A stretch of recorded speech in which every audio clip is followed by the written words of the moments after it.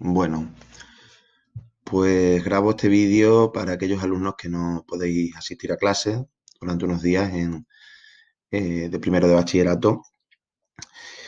En él vamos a repasar un poco la Revolución estadounidense, que vosotros ya estuvisteis en clase cuando la empezamos a ver, y abordaremos también las revoluciones de 1830 y de 1848, que es aquello en lo que más nos vamos a centrar durante esta semana en clase, ¿no? Bueno, en relación a la Revolución Norteamericana o a la Revolución Estadounidense, recordad que en primer lugar estuvimos explicando, bueno, pues cuál fue la realidad de América del Norte durante el periodo en el que personas procedentes de Inglaterra se establecieron allí y crearon colonias, ¿no? Porque de esta manera también podemos entender algunas de las claves de la Revolución Norteamericana y de la realidad de aquel nuevo estado, de aquel nuevo país surgido de la misma, que son los Estados Unidos de América, ¿no? Nosotros en primer término estuvimos viendo cómo, al contrario que España o que otras potencias europeas, Portugal, presentes en el continente americano, que lograron dominar y lograron convertir a los indios en mano de obra, los ingleses no tuvieron esta capacidad o incluso podríamos decir que esta voluntad, ¿no? Sino que al contrario, su modelo de colonización se basaba en expulsar a los indios de sus tierras ancestrales, pues a través, evidentemente, de la coacción y de la violencia, ¿no? Entonces, una vez expulsaron a estos indios de zonas situadas en la costa este de lo que hoy son los Estados Unidos, pues allí surgieron comunidades que en principio dijimos eran relativamente igualitarias, ¿no? Comunidades de granjeros independientes que procedían de Inglaterra y normalmente pertenecían a minorías religiosas, cristianas, protestantes, y querían marchar al nuevo continente para vivir su fe con la máxima libertad posible, ¿no? La cuestión es que en estas comunidades de colonos, pues también fueron emergiendo al discurrir de las décadas las diferencias sociales, es decir, se acentuaron los contrastes entre ricos y pobres, ¿no? Y surgió también una capa de terratenientes importante, especialmente en el sur, que lógicamente al tener grandes posesiones, pues requería también mano de obra. Y estuvimos comentando que esta mano de obra estuvo compuesta principalmente por esclavos negros traídos desde el África. Por esclavos negros traídos desde el África y con el paso del tiempo también, especialmente a partir del siglo XVIII, por inmigrantes blancos, pobres, procedentes de Europa, ¿no? Por ejemplo, irlandeses, pero no solo, también de otros países. Las condiciones de vida de los esclavos negros eran horribles, os lo podéis imaginar, ¿no? Aparte de las larguísimas jornadas de trabajo, de la mala alimentación, de la mala vivienda, de la separación forzada de sus tierras y en muchos casos también de sus familias, pues estos esclavos sufrían los malos tratos de sus amos, en el caso de las mujeres, en muchos casos también violaciones, etcétera, etcétera, ¿no? Y en cuanto a las condiciones de los trabajadores blancos pobres, pues no eran quizás tan horribles, pero tampoco eran precisamente justas, ¿no? Sino que estaban sometidos a una fuerte explotación, ¿no? En el trabajo. Por lo tanto, nos estamos encontrando ante unas colonias donde hay una realidad marcada por profundas injusticias, ¿no? Injusticia o por profundas contradicciones sociales, si queremos decirlo de otra manera. La expulsión del indio, la esclavitud del negro procedente de África y la explotación de los trabajadores blancos más pobres, ¿no?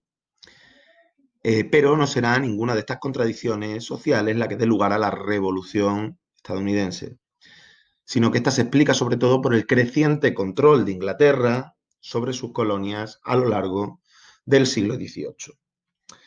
Esas colonias surgidas en el siglo anterior, en el siglo XVII, y que contaron con una autonomía respecto a la metrópolis, respecto a Inglaterra bastante amplia, van a ver cómo durante el siglo XVIII les aumentan, les incrementan los impuestos que tienen que pagar y que tienen que remitir a Gran Bretaña, a Inglaterra, Van a ver cómo su vida comercial es objeto de un creciente control, ¿no? Que tienen que comprar obligatoriamente los productos británicos, que tienen que vender obligatoriamente sus productos a Inglaterra, no al país que más les convenga. Van a ver también cómo se instalan en las colonias autoridades políticas procedentes desde Inglaterra y no electas por los propios colonos. Y todo ello va a hacer surgir un movimiento independentista. Un movimiento independentista que está liderado en buena medida por las élites, por los ricos de Norteamérica, evidentemente de piel blanca. Por tanto, un movimiento independentista que no se plantea ni la eliminación de la esclavitud, ni poner fin a la expulsión de los indios, ni tampoco resolver los problemas de aquellos blancos que estaban situados en las capas sociales más bajas, ¿no? Una élite que lo que buscaba principalmente era obtener su independencia respecto a Inglaterra, aunque también es verdad que asumirá algunas ideas de la Ilustración, de lo que se comenzará a conocer como liberalismo, que nos pueden recordar incluso a lo que estuvimos viendo con la Revolución Francesa. Eso sí, en una versión bastante moderada, bastante restringida, porque excluía, por ejemplo, a sectores tan importantes en cuanto a número y en cuanto a intensidad de su opresión como los esclavos, ¿no? Quiero decir que aquella revolución ni puso fin a la esclavitud, ni puso fin a la expulsión de los indios de sus territorios, ni puso fin a las condiciones más duras de explotación laboral, ¿vale? Bien, está surgiendo ese movimiento independentista. Voy a ir un poco rápido aquí porque ya lo hemos estado viendo al menos parcialmente en clases a las que habéis podido acudir. Está surgiendo, digo, ese movimiento.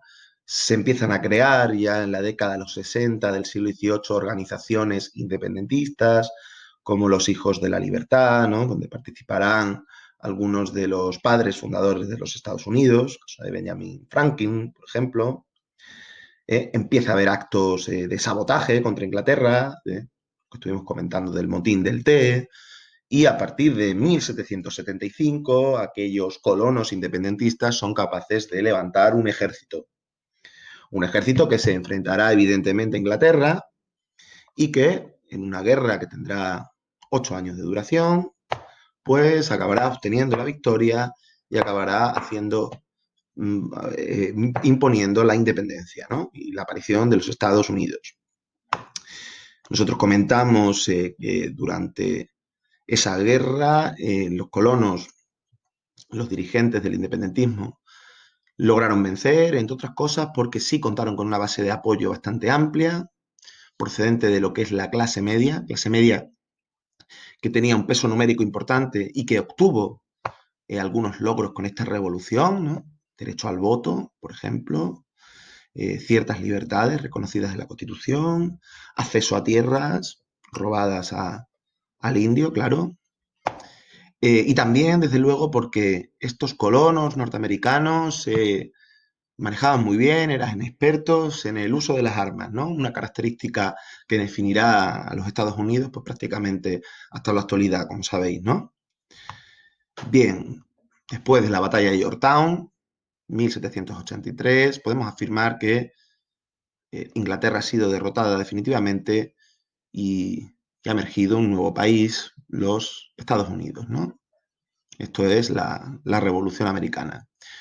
Un nuevo país cuya organización política se refleja muy bien en la propia Declaración de Independencia de 1776 y en la Constitución norteamericana, todavía en vigor, aunque con muchas reformas. Un país, a mi juicio, pues sazonado de contradicciones, ¿no? Porque si por una parte fue la primera nación que instituye, pues quitando quizás Inglaterra, ¿no? Que instituye mecanismos de representación parlamentaria, es decir, el derecho al voto, sufragio, que reconoce una serie de libertades, ¿no? En la famosa Declaración de Derechos. Todo ello va a tener el profundo contraste de que continuará siendo un país donde existe incluso la esclavitud, ¿no? hasta la década de los 60 del 19, hasta la Guerra de Secesión, ¿no?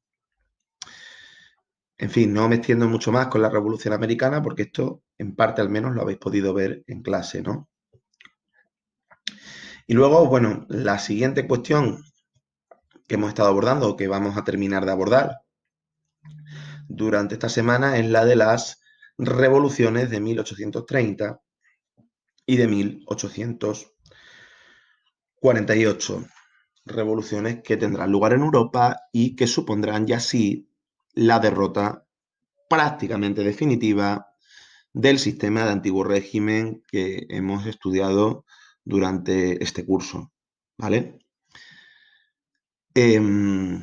Vosotros recordáis que Napoleón en 1814 y nuevamente en 1815, tras una breve vuelta al poder, pues fue derrotado, ¿no? Por una coalición de estados comandada por Inglaterra y también, desde luego, por todos los movimientos de oposición a la dominación de Napoleón, la oposición del imperio napoleónico, que se extendieron en los territorios que éste llegó a abarcar, ¿no? Caso, por ejemplo, de España o de otras muchas zonas de Europa, Italia, Alemania, etcétera, ¿no?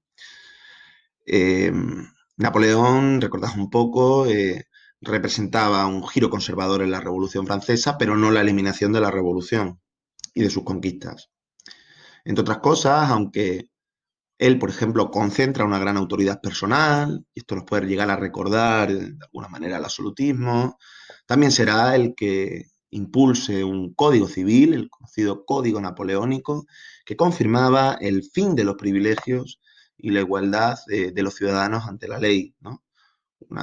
Que destruía, por ende, uno de los pilares, si no el pilar fundamental del antiguo régimen, ¿no? La cuestión de los privilegios que detentaban la nobleza, también el clero, ¿no? Bien, pero Napoleón en 1815 es derrotado y las principales potencias europeas se reúnen en Viena, realizan un congreso donde deciden, entre otras cosas, que se va a impulsar la vuelta al trono de las monarquías derrotadas por la Revolución Francesa y por el Imperio Napoleónico. Entre otras cosas, esto va a implicar la vuelta de los Borbones a Francia, ¿de acuerdo? Que va también a establecer una línea de defensa de los intereses de la nobleza, aun aceptando que hay que realizar algunas concesiones a los cambios que ha provocado la Revolución Francesa, que las cosas no pueden, digamos, volver exactamente al mismo punto anterior a 1789 por el riesgo de que esto supusiera una revolución, y que también van a decidir establecer una especie de política de equilibrio entre potencias en la que ningún país destaque mucho sobre el resto y que de esta manera se garantice, en la medida de lo posible, bueno, pues la paz y la estabilidad en Europa, el fin de las guerras que marcaron sobre todo pues la época de la Revolución Francesa y la época de Napoleón, ¿no? Entonces, podemos decir que el Congreso de Viena tiene dos grandes realizaciones o dos grandes cuestiones en las que fijar nuestra atención, que son el avance de nuevo del antiguo régimen, ¿vale? Parcial, pero significativo, pero real. Recupera posiciones del antiguo régimen y con él la nobleza y con él las monarquías, ¿no? Y por otro lado, la política de equilibrio entre potencias por la que se aspiraba a que ningún Estado acumulara tanta fuerza, tanta capacidad militar como la que había tenido Francia, sobre todo durante la época de Napoleón Bonaparte. ¿Vale?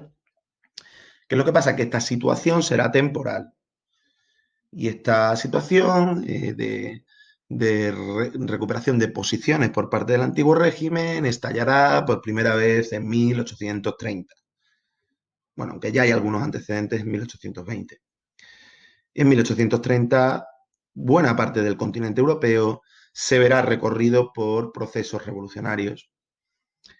Estos procesos revolucionarios del 30 estarán caracterizados por un control de los mismos por parte de la burguesía bastante consolidado. Es decir, serán revoluciones podemos afirmar, al menos en aquellos sitios donde triunfaron, pues puramente burguesas, ¿no? Por más que evidentemente en los combates callejeros participaran gentes de las clases populares, la dirección política de estos procesos revolucionarios recaerá esta vez de una manera mucho más clara que en la Francia de 1789 en manos de la burguesía. Es decir, no habrá experiencias de transformaciones radicales, democráticas, similares a las que vimos con los jacobinos, ¿no? Serán revoluciones más moderadas, y con una dirección burguesa mucho más definida. Nosotros no nos hemos dedicado a comentar en detalle cada una de estas revoluciones, pero sí hemos hecho algunas referencias, ¿no? En particular, hemos hecho referencia a la Revolución de Francia de 1830, que supondrá la exclusión del trono de Luis XVIII, Borbón, pero eso sí, no para volver a imponer la república, no para volver a proclamar la república, sino para instituir una nueva monarquía en la figura de Luis Felipe I de Orleans, un rey, se supone que con un talante liberal burgués, vamos a decirlo así. La Francia surgida de la Revolución de 1830 será una Francia que recupere pues toda la política de la revolución en cuanto a supresión de los privilegios ante la ley, de los privilegios de la nobleza y del clero. Pero se cuidará mucho de que esta igualdad ante la ley no se convierta ni corra el riesgo de convertirse en una igualdad, digamos, de carácter económico, social, una igualdad que pudiera suponer redistribución de la riqueza o tocar la propiedad, porque los intereses de la burguesía, de las clases propietarias, estaban muy férreamente asentados en la Francia posterior a 1830. Esa hegemonía de la burguesía también se dejará sentir a nivel político. ¿En qué sentido? Pues, por ejemplo, con la recuperación otra vez del sufragio, del derecho al voto, pero eso sí, un sufragio censitario muy restringido, mucho más restringido incluso que el que existió en la primera fase de la Revolución Francesa de 1789. Un sufragio restringido por el cual pues, prácticamente solo la burguesía, incluso diría yo que solo los sectores medios y altos de la burguesía podían votar, ¿no? Las clases populares, los trabajadores, los campesinos, los artesanos, pues evidentemente estaban excluidos de ese derecho al voto, ¿no? Una revolución, digo, burguesa. Otro caso al que también hemos hecho referencia fue la independencia de Bélgica, territorio que actualmente constituye Bélgica. Estaba, en el momento que estalla la Revolución del 30, integrado en el llamado Reino Unido de los Países Bajos, un país que en parte era fruto de las decisiones de cambios en las fronteras que se habían adoptado en el Congreso de Viena. Pero en esta zona empezó a surgir un movimiento independentista, nacionalista, también con una impronta liberal y burguesa muy arraigada en él y con un apoyo de Inglaterra espectacular. Entonces, en 1830, después de unos disturbios populares, se proclamará la independencia en Bélgica y Bélgica quedará constituida como una monarquía cuyo modelo político y económico es muy parecido al que hemos nombrado para Francia. Fuera de Bélgica, fuera de Francia, estallaron también otras agitaciones revolucionarias, aunque la mayor parte de los casos no llegarán a tomar el poder. Lo cual no quiere decir que las monarquías absolutas, que los sistemas de antiguo régimen en los que se produjeron aquellos disturbios, aquellas agitaciones revolucionarias, no tuvieran que hacer algunas concesiones. Así, poco a poco se va también disolviendo la estructura del antiguo régimen. Sí me gustaría deciros que dentro de aquellos disturbios y de aquellas agitaciones de 1830 hubo algunas experiencias bastante más radicales, bastante más populares que las que hemos citado de Francia y de Bélgica. Es el caso, por ejemplo, de las revueltas del capitán Swing en Inglaterra, que supusieron una destrucción masiva de maquinaria, protagonizada en este caso por los obreros, o por campesinos que veían en las máquinas, estaban proliferando en aquella época en Inglaterra, pues una suerte de enemigo, en tanto que les robaba el trabajo, creían ellos, equivocadamente o no, y también les imponía unos fuertes ritmos, una férrea disciplina a la que no estaban acostumbrados y contra la que también se rebelaron, ¿no? Esa revuelta del Capitán Swing no tuvo éxito en cuanto a, digamos, a tomar el poder, pero bueno, también consideraba yo oportuno citarla, ¿no?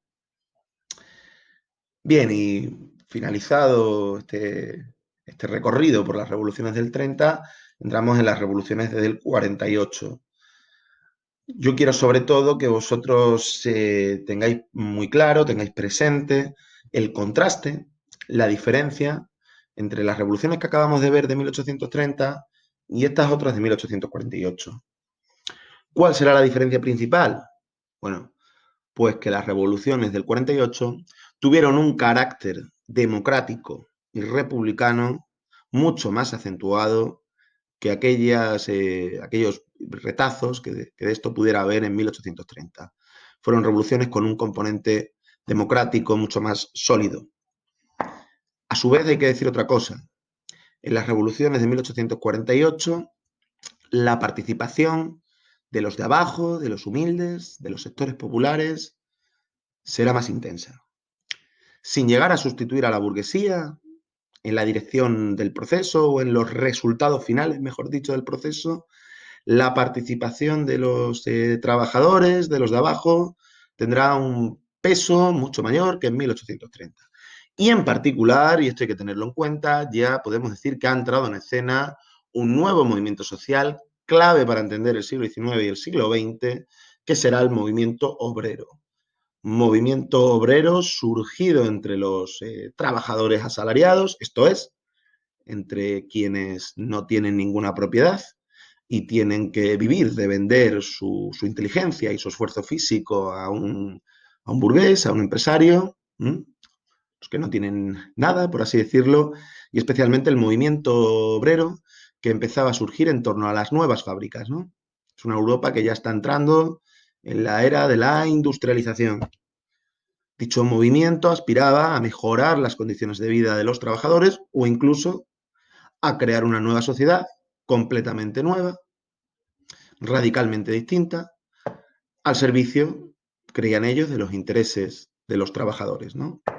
Movimiento obrero, una de cuyas organizaciones más importantes serán, como sabéis, los sindicatos, ¿no? Los sindicatos, aquellos grupos dedicados a la defensa de los intereses de los trabajadores.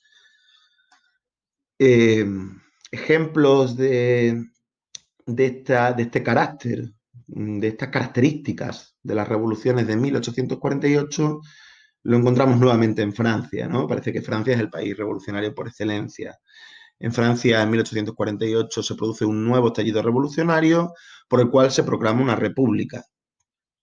Una república que vuelve a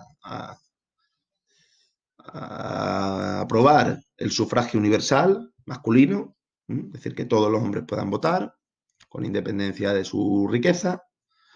Una república que empieza incluso a llevar a cabo algunas medidas de carácter social. Este será el caso de los llamados talleres nacionales, impulsados por un señor llamado Louis Blanc. Consistía, digamos, en la expropiación por parte del gobierno de talleres abandonados para dar trabajo a los parados, que ya eran muchos en aquella época, sobre todo en París. Una república que llegará a contar con obreros en su gobierno, el caso de Albert, ministro. Una república que, sin romper con la burguesía del todo, pues va a tener un componente democrático y social pues relativamente acentuado, ¿no? En otros países de Europa se producirán agitaciones, se producirán disturbios. Será el caso de Alemania, donde en varios estados se proclamarán gobiernos inspirados en estas revoluciones. En aquella época Alemania estaba dividida en un montón de estados. Será el caso, por ejemplo, de Hungría, donde se inicia un proceso de lucha por la independencia respecto a Austria, ¿no? Hungría que estaba incluida en lo que se conocerá como el Imperio Austrohúngaro. Será el caso de la península itálica, de Italia, que también habrá una agitación nacionalista y revolucionaria bastante fuerte. Y a mí me parece interesante también que fijemos nuestra atención en el año 48, en el año 1848, porque por un lado constituye casi algo así como el fin de una época, el fin prácticamente definitivo del antiguo régimen, podemos decir, y por otro lado la aparición de nuevos desafíos, ¿no? De nuevos movimientos que aspiran a, a cambiar, ahora ya no la sociedad de antiguo régimen, sino la sociedad burguesa que ha triunfado, sociedad liberal, burguesa, capitalista, que ha triunfado sobre el viejo orden, ¿no? Esos desafíos van a ser sobre todo dos, al menos durante estos años, y además los dos desafíos tienen en 1848 una fecha simbólica. Por un lado está el movimiento obrero, que ya he citado, y para este movimiento obrero fue muy importante la publicación en el año 1848 del que posiblemente es el libro más leído de la historia después de la Biblia y del Corán. Me refiero al Manifiesto Comunista elaborado por Marx y Engels, ¿no? Un manifiesto que, aunque en este año del 48 no tuvo especial éxito, pues acabará siendo leído por millones de trabajadores y cuyas ideas se apuntaban a una superación radical del capitalismo, pues a través de la eliminación de la propiedad privada sobre los medios de producción y la creación de un Estado, de un modelo político obrero, ¿no? Al servicio de los trabajadores. El otro desafío a la sociedad liberal burguesa del que quiero hablar es el movimiento feminista, ¿no? Que también tendrá en el año 48 uno de sus hitos, en este caso en Estados Unidos, con la célebre conferencia de Seneca, célebre reunión de Seneca Falls, de la que saldrá un manifiesto con una gran influencia en el que se denunciará la historia de desigualdad padecida por la mujer y se reivindicará el acceso del género femenino pues a los mismos derechos que los hombres y por tanto la igualdad jurídica con estos, ¿no? Es decir, el derecho al voto, el derecho a participar en cargos públicos, el derecho a trabajar en profesiones que estaban vedadas para las mujeres, el derecho a poder huir de la autoridad absoluta del marido, etcétera, etcétera. Y bueno, quizás me he extendido un poco, lo siento, lo dejo aquí.